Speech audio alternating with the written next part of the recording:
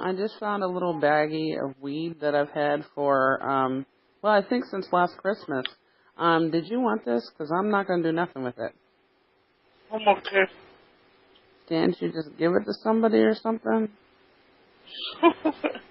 Well, I don't hang out with people that smoke weed. You should smoke it. Mom, I'm a Christian.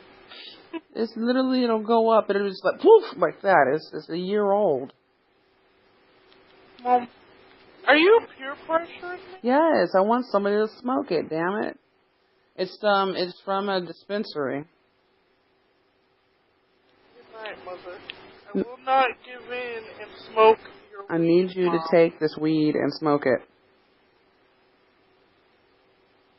Am I being punked right now?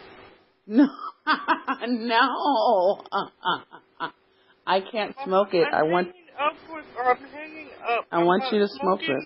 I'm not smoking. It's not even gonna be like smoking. It'll be like inhaling because it's just gonna like the heat's gonna hit it. It's gonna be whoop gone. You just inhale real quick. Your weed.